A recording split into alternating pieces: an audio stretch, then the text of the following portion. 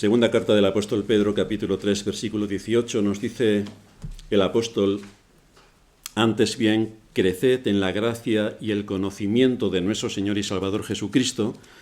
A Él sea gloria ahora y hasta el día de la eternidad. Amén. En estos días ha aparecido una encuesta en Alemania en la que se nos dice que en el año 1949 el 90% de los alemanes todavía creía en Dios. Hoy esa cifra, según esta encuesta, es del 50%, pero solo el 20% entiende a Dios en el sentido bíblico. No sabíamos que había otro sentido de creer en Dios, pero sí que lo hay, porque los demonios creen. Así que muchos creen en Dios, pero no en el sentido bíblico. Estos datos muestran una realidad que puede ser aplicada a todos los países occidentales. Dios está siendo completamente anulado de todos los ámbitos de la sociedad y es contra quien se combate fuertemente desde el poder civil para que no sea Él quien reine estableciendo principios de justicia. Esto es así porque en nuestro mundo la justicia no existe. No existe. Al igual que no existe la democracia. Al igual que no existe la Iglesia. Todo ha sido pervertido por el ser humano, que tras la caída, esto es lo que provoca exactamente su naturaleza. Dice la Escritura que hacían de continuo el mal. Pues exactamente así estamos. El apóstol Pablo, cuando le escribe a los romanos en el capítulo 1, versículo 18, dice que la ira de Dios se revela desde el cielo contra toda impiedad e injusticia de los hombres que detienen con injusticia la verdad. Y esto es lo que está ocurriendo. Se detiene con injusticia la verdad desde los ámbitos políticos, desde la alta política, en la sociedad civil, se detiene con injusticia la verdad desde las iglesias, se detiene con injusticia la verdad desde la ciencia, todo se detiene con injusticia la verdad. La verdad suprema que está en las Sagradas Escrituras y que evidencia todo el engaño que a lo largo de los siglos se ha estado produciendo, inicialmente desde la Iglesia de Roma, al manipular la base del conocimiento, supuso que se dictasen leyes por las que se imponía la pena de muerte al poseedor de una Biblia. Pena de muerte por poseer una Biblia. Pero ahora se ha pasado hábilmente y a través de la ingeniería social a que la Biblia sea un libro relegado al desprecio y a ser tomado como un cuento para niños. Vaya. Esta es una de las evidencias del extraordinario engaño que se ha llevado a cabo en este ámbito, pero ocurre también con la ciencia. La inmensa mayoría de las cosas que la población asume que es ciencia o es filosofía especulativa o es el cuento más grande jamás contado. Pero no es ciencia. Si la fuente del conocimiento para la vida que está en las Sagradas Escrituras es alterada o anulada, ninguna esperanza hay de que se imponga la justicia, ninguna esperanza. Y por supuesto, estas estadísticas muestran el declive de nuestras sociedades donde se ha apartado a Dios, o peor aún, como dijera el filósofo Nietzsche, Dios ha muerto. Así que hagamos lo que queramos. Pero Dios siempre ha mantenido un remanente a lo largo de toda la historia. Dios ha guardado a su pueblo a lo largo de toda la historia. Ahora bien, cuando aquellos que han sido llamados a la salvación se disponen a obedecer su palabra, este no es un asunto fácil. Porque automáticamente genera el desprecio del mundo en el que vivimos. Automáticamente. Ponte a defender principios de justicia en tu trabajo, que te vas a enterar. A ver si lo puedes aguantar. Hay una idea romántica en la cristiandad por la que se les enseña a los creyentes que cuando los impíos vean cómo piensas y cómo actúas, se quedarán como con la boca abierta, como si hubieran visto a Superman. Pero, queridos hermanos, el mismo apóstol Pedro nos dice que como no corremos como ellos en el mismo camino de disolución, os ultrajan. Así que parece bastante distinto lo que enseñan en la mayoría de las iglesias de lo que la Escritura enseña. Parece bastante distinto. Uno de los recursos que Dios ha establecido para ser instruidos en toda verdad, para conocer al enemigo de nuestras almas, para obtener las armas para la batalla y para honrar a Dios, todo esto Dios lo ha establecido a través del culto público, donde la mayor parte del tiempo se debe dedicar a exponer la palabra y que a la vez esto también es un testimonio de nuestras convicciones, porque estamos públicamente diciendo que estamos adorando a Dios, aunque nos vea poca gente, pero es un testimonio. Es en este día del Señor al que hemos sido convocados. Y aquí se nos insta a adorarle en espíritu y en verdad, es decir, de acuerdo a lo que Dios ha determinado. Un grupo de creyentes organizados según la Escritura es lo que constituye una iglesia, la cual está compuesta por todos aquellos a los que Dios llamó antes de la fundación del mundo y en los cuales mora el Espíritu Santo y por quienes Cristo murió. Esta es la iglesia. A medida que los creyentes como iglesia que somos vamos conociendo las Escrituras, en esa misma medida vamos creciendo en la fe y creciendo en el conocimiento y creciendo en la gracia. Pero esta doctrina es brutalmente atacada por Satanás. Esto de la iglesia... El trabajo que él hace con mucho tesón va en dos frentes.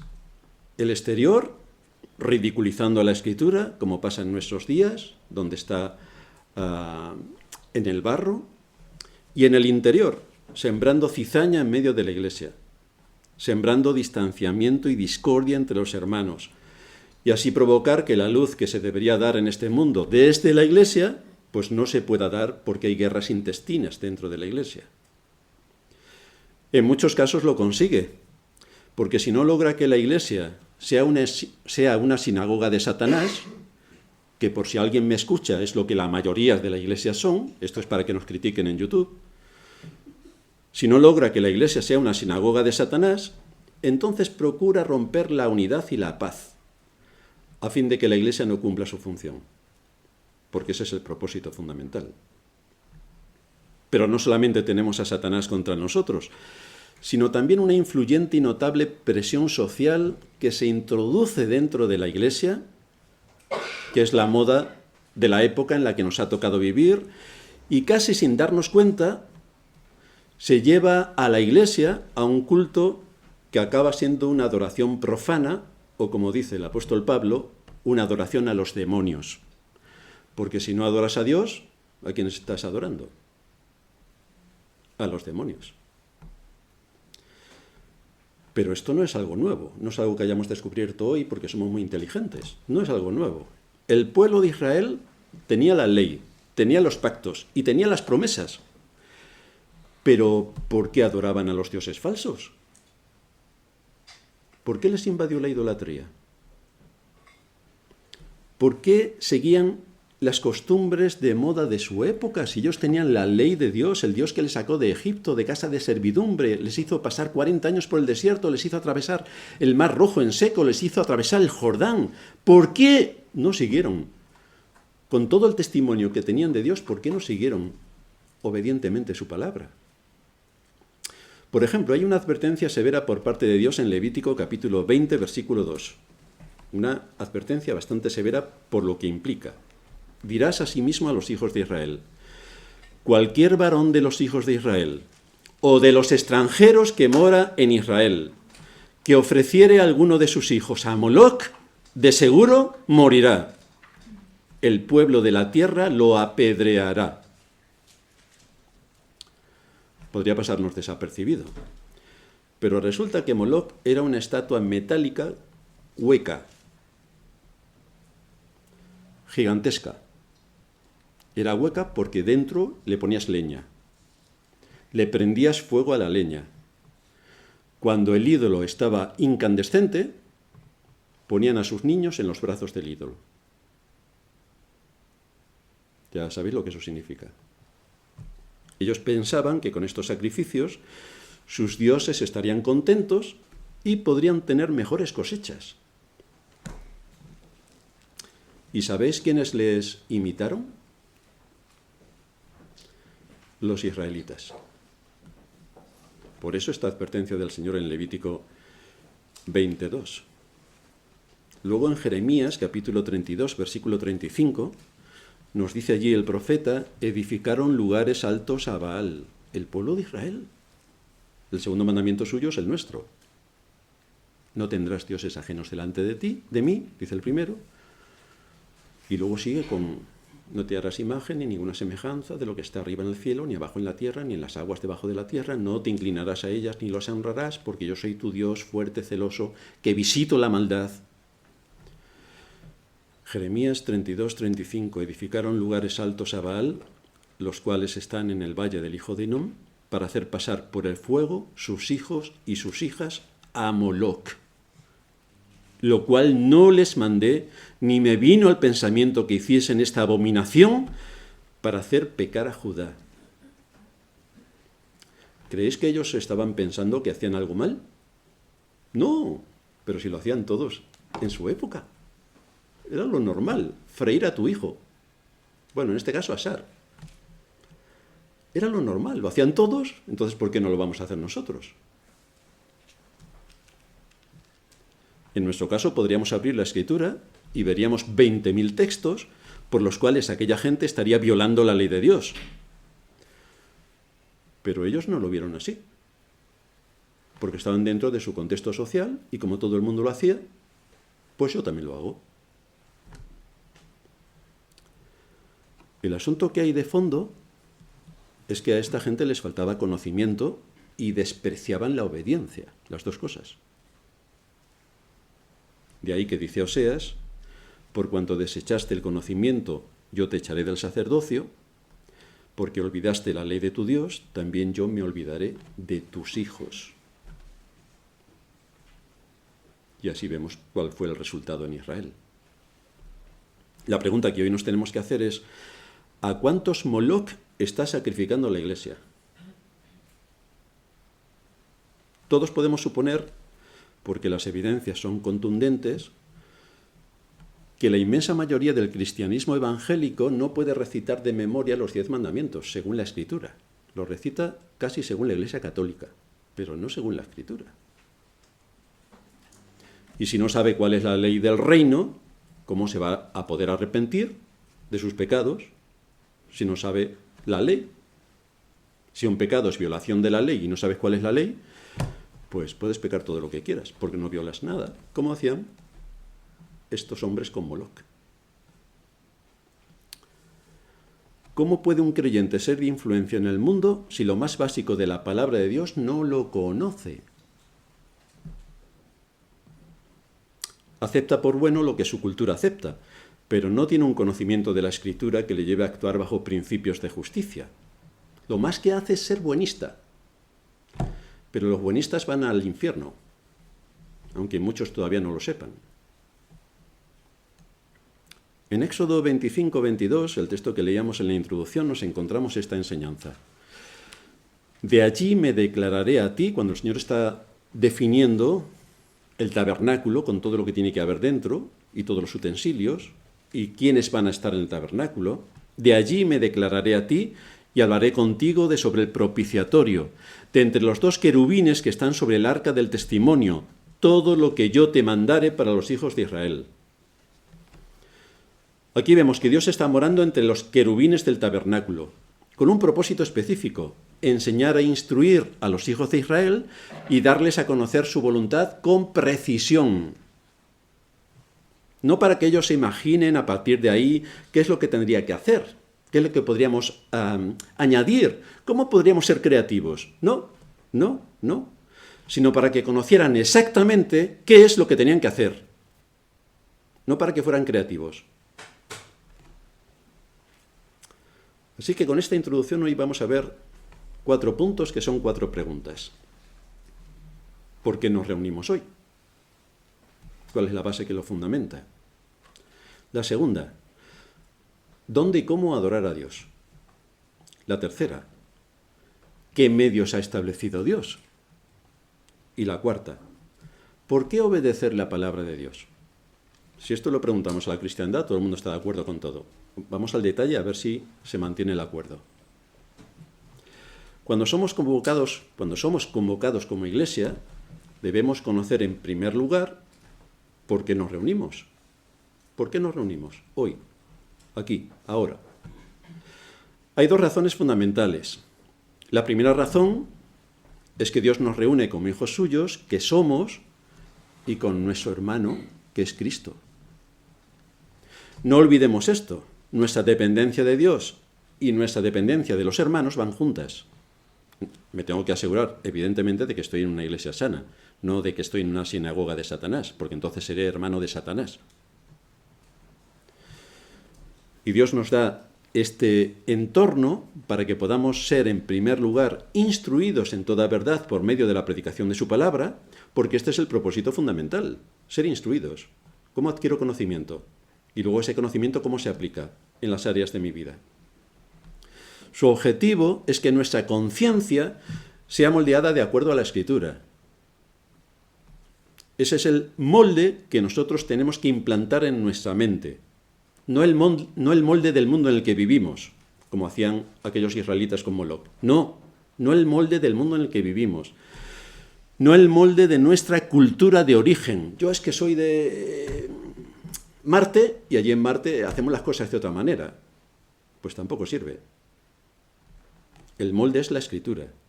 Y eso es lo que tenemos que implantar en nuestra conciencia, la Escritura. Por lo tanto, necesitamos la enseñanza.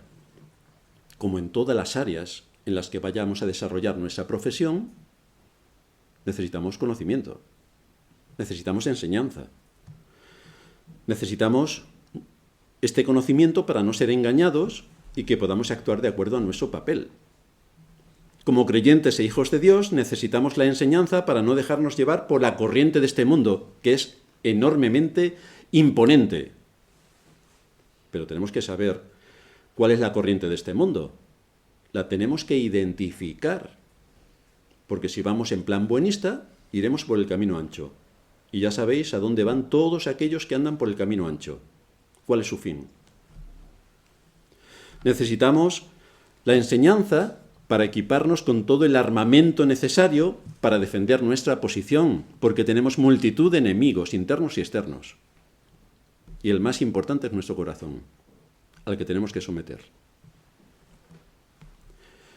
Tenemos que conocer a nuestro más mortal enemigo, que va a hacer todo lo posible por engañarnos.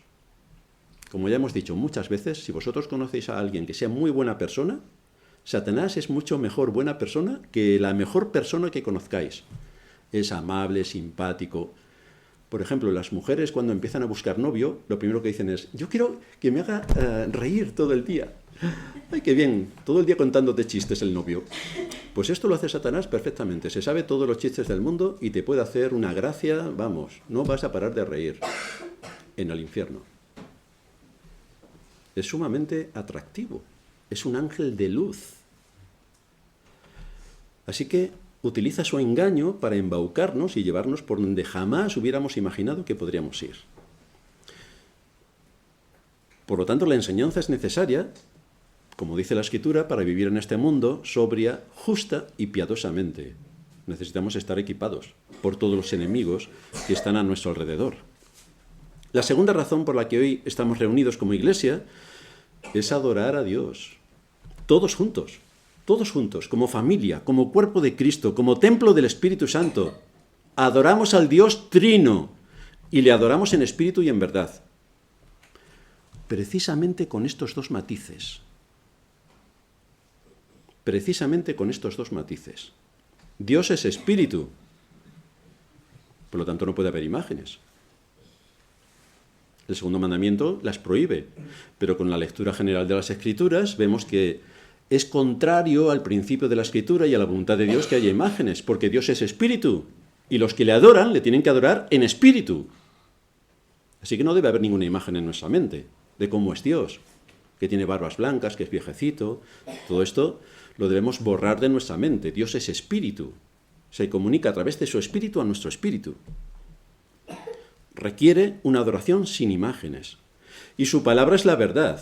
Así que tenemos que atender bien lo que nos enseña su palabra, huyendo de prejuicios que podemos tener gracias al entorno católico en el que vivimos, o a la cultura de la que venimos, o al sectarismo de que hayamos estado en otros entornos bastante más difíciles.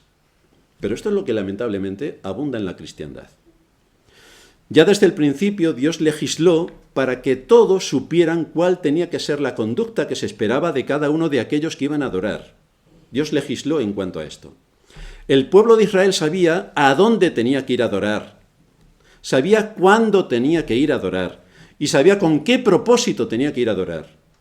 Y no podía ir de cualquier manera. Luego lo iremos viendo con el transcurso del desarrollo de esta serie. No podía ir de cualquier manera. Igual que aquellos hombres del pasado llevaban sus sacrificios para que los degollase el sacerdote, los levitas o el sumo sacerdote, dependiendo del tipo de sacrificio, llevaban sacrificios. Hoy no hay sacrificios que llevar. Hoy no hay sacrificios espirituales que traer. ¿No hay? ¿Estamos exentos? Esto lo veremos más adelante. Dios estableció de esta manera en el libro de Levítico todos sus matices y detalles acerca de muchos aspectos para que cada uno supiese exactamente cuál era su papel y su función, cuál era la función de los sacerdotes, cuál era la posición de gobierno que los sacerdotes ocupaban y lo que suponía para el resto del pueblo, a fin de que se condujesen con orden delante de Dios y que de esta manera fueran todos bendecidos, según lo que Dios establece. Nuestro segundo punto, ¿dónde y cómo adorar? En primer lugar, ¿cuál era el lugar físico que Dios había escogido para llevar las ofrendas y los sacrificios? ¿Cuál era el lugar físico? Eligió el tabernáculo. Dio órdenes precisas de absolutamente todo, nada quedó al azar. Dios estaba morando en medio de su pueblo.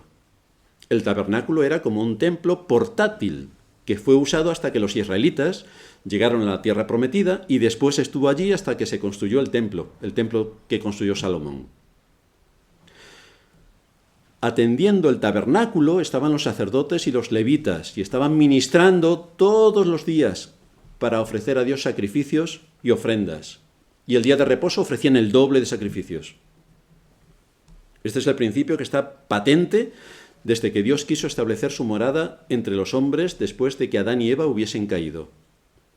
Dios estableciendo su morada entre los hombres. Dios tomando la iniciativa para estar en medio de los hombres, para salvarle, para establecer su morada junto al hombre. Dios mandó construir, en primer lugar, el tabernáculo y precisó cómo debía ser. Éxodo 25:9. Conforme a todo lo que yo te muestre, el diseño del tabernáculo y el diseño de todos sus utensilios, así lo haréis. Creatividad. ¿Dónde queda la creatividad?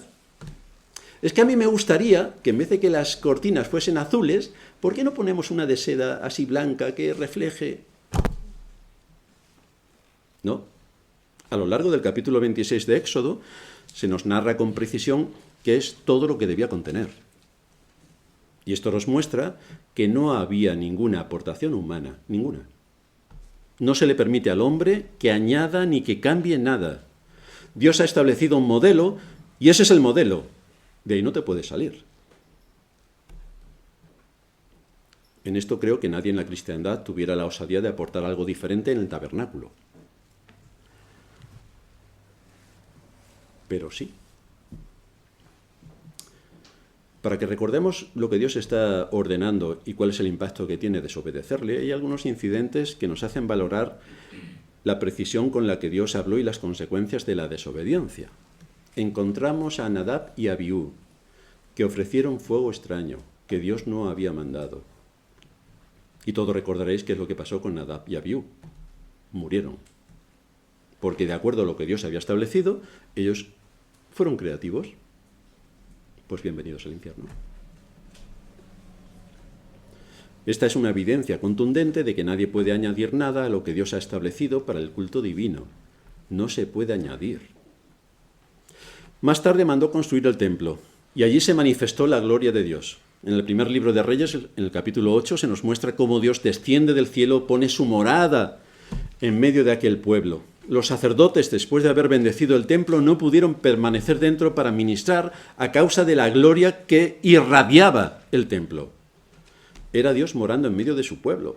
Jerusalén, la capital, la ciudad del gran rey. Y se sigue aplicando las mismas normas de culto que Dios había establecido anteriormente. En segundo lugar, Dios ha establecido ahora no un lugar físico, no. Aquello era un ejemplo para lo que viene después, nosotros. Ahora está la iglesia, que son los creyentes que constituyen el lugar donde Dios mora por medio de su Espíritu. Así que en el tabernáculo moraba Dios de forma literal, en el templo de forma literal, y ahora en la iglesia Dios mora a través del Espíritu Santo que está en cada uno de nosotros. Y nos reunimos entonces como templo, como templo. Pero al igual que ocurría con el tabernáculo y después con el templo, la iglesia debe de funcionar y ser regida de acuerdo a lo que Dios explícitamente establece en su palabra. Porque seguimos con la misma secuencia y se establecen los mismos principios. Dios establece cómo la iglesia tiene que ser regida, cómo tiene que funcionar, cuál es el propósito y para qué está en este mundo. Por esto recordamos cuando Pablo le escribe a Timoteo y le dice: estas cosas te escribo para que si tardo sepas cómo debes conducirte en la casa de Dios, que es la iglesia del Dios viviente, columna y baluarte de la verdad. Ten mucho cuidado, porque es la casa de Dios, no es la tuya. Ten mucho cuidado. Por eso tenemos el mandato explícito de adorar a Dios en espíritu y en verdad, porque este es el papel de la iglesia que emana de las Escrituras. Este es el papel de la iglesia, nosotros. Tenemos unos grandes privilegios y muchas responsabilidades. ¿Qué es una columna y un baluarte? Pues la columna es algo que tiene un fundamento sólido y que no le afecta el entorno. Viene una tormenta, las columnas ni se inmutan. Viene una batalla, las columnas permanecen en pie. Su fundamento estructural no varía. Hay un sol abrasador, las columnas permanecen incólumes. La iglesia está basada en la principal piedra del ángulo, que es Jesucristo. Y el fundamento viene con los apóstoles, que nos aportan y nos explican el Antiguo Testamento. No se inventan nada, nos explican el Antiguo Testamento y lo aplican. Así que la iglesia es el lugar escogido por Dios y que ha venido mostrando con ejemplos del tabernáculo y luego del templo para evidenciar su plan de redención. Y aunque las formas han cambiado, según lo que Dios ha establecido de acuerdo a sus pactos, el tabernáculo, el templo, ahora la iglesia, el fondo es el mismo. Dios está presente en el lugar de su morada. Dios está en medio de su pueblo para enseñarle. Cristo dice que donde hay 2 o 3 reunidos en su nombre, allí está Él en medio de ellos. Lo hizo en el tabernáculo, lo hizo en el templo y lo hace en la iglesia. Es lo mismo. Dios está en medio de nosotros para guiarnos por medio de su palabra y de su espíritu. Dios está en medio de nosotros para recibir la adoración de los verdaderos adoradores, que adoren de acuerdo a su palabra. Dios está en medio de nosotros y nos bendice cuando nos reunimos como iglesia para adorar al único Dios vivo y verdadero, honrar a nuestro Señor que murió por nuestros pecados y resucitó para nuestra justificación, y reconociendo la obra todopoderosa del Espíritu Santo que nos trae a la vida. Damos el honor y la gloria y la adoración al Dios Trino, Dios Padre, Dios Hijo y Dios Espíritu Santo. Eso es lo que hacemos hoy, juntos como iglesia. Pero es Él quien ha escogido los medios por los cuales enseña su palabra y su voluntad a su pueblo. Él lo ha escogido. Cuando estableció su pacto con su pueblo en el Antiguo Testamento, el sumo sacerdote entraba en el lugar santísimo y allí recibía la palabra del Señor, como hemos leído en Éxodo. Más tarde los profetas nos hablaron la palabra del Señor. Más tarde Cristo nos habló la palabra. Más tarde los apóstoles nos hablaron la palabra. Pero si vamos estudiando cada una de estas secuencias, nos daremos cuenta de que el pueblo de Israel generalmente no quiso escuchar. De hecho, Moisés estaba indignado por soportar a un pueblo tan duro de cerviz que no quería obedecer la palabra del Señor. Estaba indignado. Y el ejemplo más claro lo tenemos cuando va a recoger los 10 mandamientos y se encuentra a su vuelta con el becerro de oro al que estaban adorando y a Aarón, el sumo sacerdote, dirigiendo la adoración. Israel, decía Aarón, este es tu Dios que te sacó de la tierra de Egipto. Sorprendente. Habían confundido al Dios eterno con el Dios que adoraban los egipcios, el Dios Apis, el becerro de oro. Tomaron para sí como buena la moda del mundo e hicieron un culto profano y blasfemo. Pero estaban tan tranquilos. Este es el problema. Este es el problema, que cuando uno deja de mirar la palabra de Dios, hace lo que hace el mundo y encima cree que está adorando a Dios, cuando está adorando a Satanás. En tercer lugar, ¿qué medios son usados para este fin? A lo largo de la historia del pueblo de Israel nos encontramos a los profetas que predican y predican y predican. Y vemos al pueblo de Israel como no oye, no oye y no oye. No quieren escuchar y reniegan de Dios. Por ser profetas insistentes con el mensaje, el pueblo de Israel mata a la mayoría. Los mata. Pero solamente estaban predicando la palabra de Dios, eran sus voceros, sus heraldos. Pero el pueblo de Israel no quiere escuchar. Y entonces, si no quieres escuchar algo, ¿qué haces? Pues matas al mensajero. De esto tenemos experiencia. Matas al mensajero. Cuando llegamos a la época de nuestro Señor, es el mismo pueblo de Israel y sus líderes quienes no quieren escucharle y lo ejecutan, lo crucifican. Pero cuando llegamos a la época de los apóstoles, tampoco quieren escucharles. Y entonces se van a predicar a los gentiles. Esta es la historia del pueblo de Dios. Menos mal que tenían la ley, los pactos y las promesas. Pero igual que nosotros ahora. Igual que nosotros ahora. Dios no se quedó sin testimonio. A través de los profetas, a través de nuestro Señor, a través de los apóstoles, nos ha dejado su voluntad revelada en las Sagradas Escrituras. Tenemos todo su testimonio, tenemos toda su voluntad. Lo que inspiró por medio de los profetas y apóstoles, lo tenemos recogido en las Escrituras. Dios también ha dejado en medio de su iglesia a hombres para que nos expongan la palabra de Dios. No tenemos nada que inventar. Nada, no tenemos nada que aportar. Solamente hay que abrir las Escrituras y exponerlas con el mensaje que ellas quieren transmitir. Estos hombres no tienen que hacer ninguna aportación nueva porque la Escritura ya está cerrada. Dios ya ha hablado. Así que el hombre ya se tiene que callar. Lo que hacemos quienes nos subimos a un púlpito a predicar simplemente es transmitir lo que Dios ya nos ha enseñado. Desgranarlo, actualizarlo para el mundo en el que vivimos y ver por dónde el engaño viene ahora, que no es igual que venía hace 5 siglos, porque entonces no tenían redes sociales y ahora sí, y entonces el engaño viene de otra manera. Pero Dios ya ha hablado por medio de su palabra. Lo que tienen que hacer los hombres a quienes Dios ha puesto en el ministerio es exponer con fidelidad la palabra de Dios, traer delante del pueblo de Dios la enseñanza que les va a capacitar a vivir en este mundo, a identificar al enemigo, que es nuestro mayor reto, identificar al enemigo, defendernos de los ataques de Satanás y prepararnos para la vida eterna, porque nos vamos a morir. Y entonces hay algunas cosas en las que tenemos que pensar. Somos seres trascendentes. Tenemos que pensar en nuestra vida aquí y ahora, pero que estamos de paso, camino a la eternidad. Y me puedo ir en cualquier momento. El asunto es si estoy preparado para irme.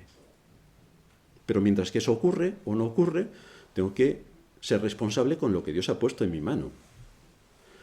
¿Cuál es el propósito por el que Dios capacita a estos hombres para que nos prediquen el Evangelio? Aquí nos dice Pablo que es para perfeccionar a los santos, para la obra del ministerio, para la edificación del cuerpo de Cristo, en el cual todos nosotros estamos. Esto es lo que queremos, capacitarnos, perfeccionarnos. El propósito de los pastores y de los predicadores Es enseñar toda la palabra de Dios, todo el consejo de Dios para que seamos edificados, para que podamos crecer. Este es el propósito. Fijaos bien que la Escritura nos habla de los distintos dones que Dios ha dado a la Iglesia, pero fijaos bien que no dice que le haya dado a algunos el don de ser titiriteros. Habla de apóstoles, evangelistas, pastores, maestros, y no dice titiriteros. Tampoco dice que le haya dado a otros el don de ser cantantes a dúo o en coro. Delante de la iglesia, toda la iglesia escucha y el coro canta y los demás estamos callados. Pues yo no quiero callarme, yo quiero cantar, porque canto a mi Dios, junto con mi iglesia. Ni dice que a otros les ha dado el don de los cuentacuentos y que se ponen a contar sus experiencias fascinantes en el África tropical. Ni dice que a otros les ha dado el don de la mímica. Tampoco. Todo está dirigido a la enseñanza. Todo. Porque si yo tengo conocimiento, sé lo que tengo que hacer. Pero si no tengo conocimiento, quedo a merced del engaño. Porque me creo todo, ya que no tengo conocimiento. El esfuerzo más importante que debemos hacer, no el único, es la enseñanza. Es exponernos a la palabra de Dios, porque así creceremos en conocimiento y luego sabremos cómo esa palabra de Dios predicada y entendida se aplica a mi vida, y es entonces cuando, si soy obediente, mostraré que la gracia de Dios ha actuado en mí. Si soy obediente y si cuando caigo me arrepiento, entonces mostraré que la gracia de Dios ha operado en mí. Y en cuarto lugar, ¿por qué obedecer a la palabra? ¿Por qué? Esto parece evidente si soy cristiano.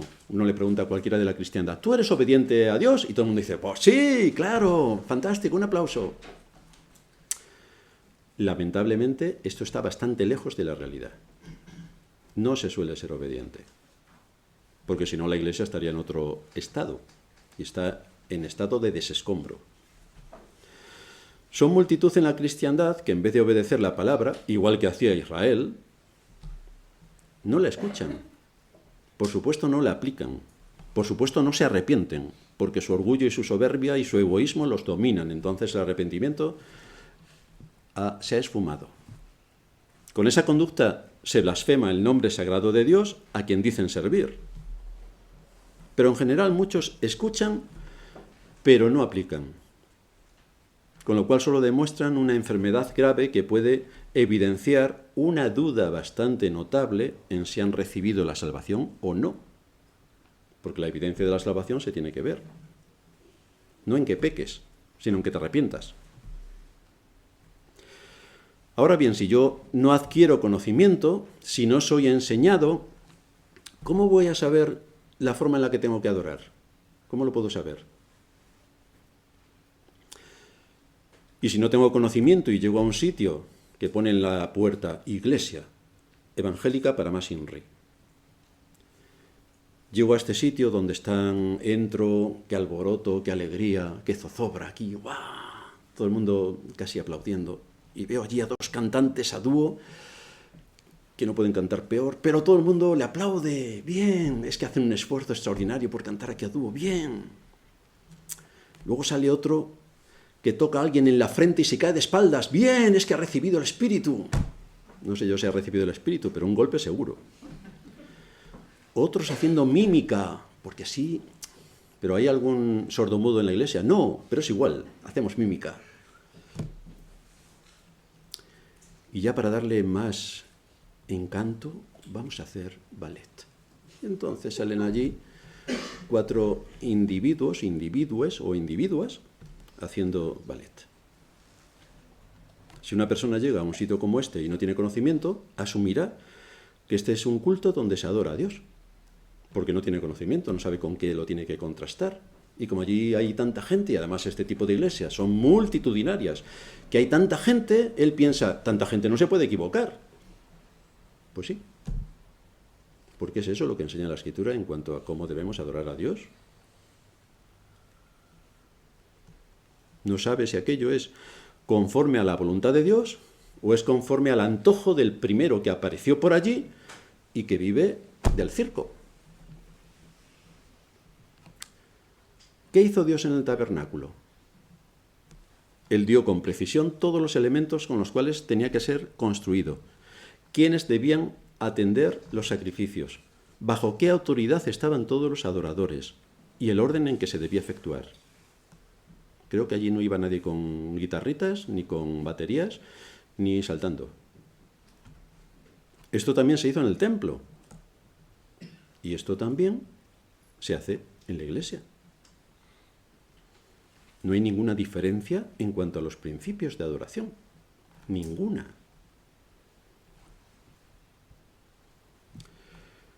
Vosotros sabéis por qué muchos se preguntan en la cristiandad lo injusto que es Dios, porque resulta que cuando llevaban el arca siendo trasladada a Jerusalén, Uza, para que no se cayera el arca, la paró y se murió.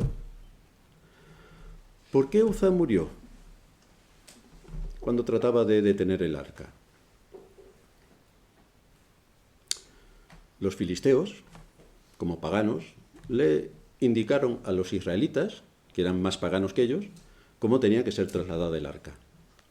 Primer libro de Samuel, capítulo 6, versículo 7. Haced pues ahora un carro nuevo y tomad luego 2 vacas que críen, a las cuales no haya sido puesto yugo, y uncid las vacas al carro y haced volver sus becerros de detrás de ellas a casa. ¿Y cómo había demandado, establecido rigurosamente el Señor que debía ser trasladada el arca? Números capítulo 1, versículo 51. Y cuando el tabernáculo haya de trasladarse, con todo lo que tiene adentro, el arca, los levitas lo desarmarán, y cuando el tabernáculo haya de detenerse, los levitas lo armarán, y el extraño que se acerque morirá. No sé si no habían ido a Oxford a estudiar o no sabían leer, pero la ley era bastante clara. ¿Por qué murió Uza? Pues ya tienen el aviso en Números 1:51, y eso estaba al alcance de su mano. Esto fue lo que provocó la muerte de Uza, para que todos se apercibieran de que con las cosas de Dios no se juega. No se juega. De la misma manera que Dios es quien establece la adoración, tanto en el tabernáculo como luego en el templo, hoy hace lo mismo en la iglesia. Lo mismo. Dios establece cómo requiere ser adorado, y no es a tu gusto, porque no es tu casa. Sí que nos deja libertad en si queremos tener 2 cultos, 4 o 18. 18 no vamos a poder tener porque no nos dan las horas. Pero nos deja libertad en, ¿queréis tener 2 cultos? Uno por la mañana, otro por la tarde, uno a las 11, otro a las 12:30, otro a las 3. En eso nos deja libertad. Nos deja libertad para cantar 3 himnos, o 6, o 27. También nos deja libertad. Pero en cómo adorarle, en la solemnidad que requiere su adoración, en la importancia vital de la predicación, en que este es un día de fiesta solemne y que debemos venir vestidos para la ocasión porque es un día de fiesta solemne, que debemos venir trayendo nuestros sacrificios espirituales, en esto no se nos deja libertad. Porque este es el propósito por el que hoy nos reunimos. Ser edificados, ser enseñados, ser instruidos, ser guiados y alabar juntos con nuestros hermanos a Dios, rindiéndole el honor y el tributo de adoración que Él solamente merece, porque nos ha rescatado de la muerte, que aquí estamos hablando de un asunto de vida o muerte. ¿A qué conclusión nos lleva todo esto? Por las razones que hemos expuesto, hoy, el día de reposo, nos reunimos con todos los que conforman el cuerpo de Cristo, con todos los que conforman el templo del Espíritu Santo, con todos los que son piedras vivas de este edificio espiritual, porque la iglesia no es el edificio, la iglesia somos nosotros, donde mora el Espíritu Santo, nosotros somos la iglesia. Tenemos un extraordinario privilegio, porque nosotros los creyentes hemos sido escogidos por Dios para ser creyentes y como morada del Espíritu Santo. Pero esto es un privilegio extraordinario. No solamente el Espíritu Santo nos ha traído a la vida, sino que también mora en nosotros. También mora en nosotros. Hemos sido llamados y convocados por el Dios eterno, que ha tenido misericordia de nosotros, para que juntamente con nuestros hermanos, que son las piedras vivas que conforman este edificio espiritual, elevemos a Dios la adoración que Él requiere y demanda en su palabra, tal y como Él establece, no con el culto que nosotros queramos. No, bueno, los niños que vengan aquí ahora a cantarnos con sus guitarritas, sus baterías y las niñas en minifalda y así todos coloridos y luego tenemos una fiesta para la comida internacional o el pastor empieza a dar vueltas aquí al lado del púlpito como me comentaba un pastor estas semanas de atrás. No, hermanos, no. Esta no es mi casa, ni es la tuya. Como es la casa de Dios, debemos prestar bastante atención a qué es lo que Dios demanda para que no acabemos como Nadab o Abiú y que no acabemos como Uza. Debemos tener bastante cuidado con cómo adoramos a Dios. Hoy los juicios no son tan impactantes ni tan directos, pero la mayoría de la cristiandad se va al infierno si no se arrepienten. Y eso que son cristianos, pues van camino del infierno, absoluto, por cómo adoran a Dios, porque es una adoración profana y blasfema. Dios moraba en el tabernáculo. Dios moraba en el templo de Jerusalén. Y el gran privilegio es que Dios mora hoy por medio de su Espíritu en cada uno de nosotros y nos reunimos como iglesia, juntos. Esto es la iglesia. Yo solo no soy iglesia, pero juntamente con mis hermanos sí. Esto es la iglesia. Él requiere ser adorado mediante las alabanzas que tengan un contenido teológico de quién es el Dios a quien adoramos. Por eso cantamos himnos y no coritos que dicen Dios te amo, Dios te amo, Dios te amo. 3/4 de hora después, Dios te amo. Es una aportación al intelecto espectacular. Él requiere escuchar nuestras peticiones que elevamos delante de su trono como pueblo suyo y nos unimos a la oración de aquellos que nos dirigen diciendo amén. Él requiere que participemos en los diezmos y en las ofrendas. Mi bolsillo no lo toca a nadie. Bueno, pues si tu bolsillo no lo toca a nadie, a lo mejor tampoco te toca a nadie cómo vas a acabar en el infierno. Porque esto es un mandato explícito de la Escritura, no es una invención. Otra cosa es que hay muchos que se aprovechan de esto para un mal uso y que viven de esto y del cuento. Pero eso no evita que tú tengas que cumplir con tu responsabilidad de los diezmos y las ofrendas. Hoy también requiere que en el culto público llevemos a cabo la Santa Cena. De todo esto se compone el culto.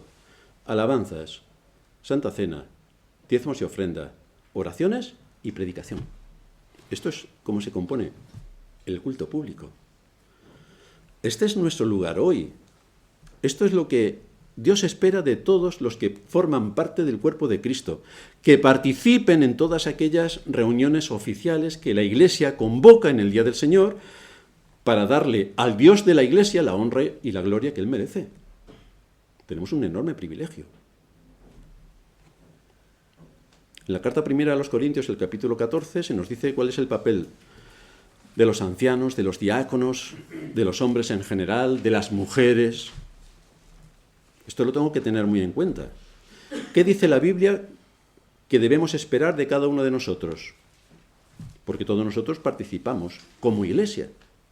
¿Qué debe esperar, según la Escritura, la iglesia de cada uno de nosotros? Que oremos los unos por los otros, que nos consolemos unos a otros, que nos atendamos unos a otros. ¿Qué dice la Biblia que debemos esperar de nuestros pastores? Que cumplan con su función y con su papel, que nos traigan la palabra, que abran las Escrituras y que nos enteremos de lo que están diciendo, porque yo quiero saber cuál es la voluntad de Dios para vivir de acuerdo a la voluntad de Dios, no de acuerdo a la voluntad de este mundo y mucho menos a la voluntad de mi malvado corazón. ¿Qué enseña la Biblia acerca del diezmo? Bueno, ya sabemos que en nuestra época hay una corriente enorme que dice, no tenemos que diezmar. Muy bien, pues levántate de aquí, vete a tu casa, porque esto hay que pagarlo. No es gratis, la luz hay que pagarla, los viajes hay que pagarlos, las comidas hay que pagarlas.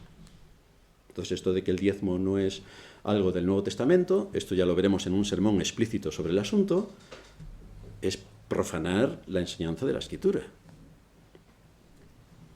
La Escritura nos dice que todo ha de hacerse en la Iglesia decentemente y con orden. ¿por qué dirá que hay que hacerse decentemente y con orden? ¿No será porque el lugar de culto se convierte en un antro profano, donde no hay decencia ni orden? Porque si no hubiera este altísimo riesgo, Pablo no lo diría, pero lo dice. Fijaos que la Biblia no dice, tienes que comer por lo menos una vez al día, no lo dice, porque ya naturalmente comemos. Pero hay cosas que sí nos advierte, porque hacemos lo contrario, y esto es lo que dice Pablo ahora, que hagamos todo decentemente y con orden. Así que lo dice con una intención.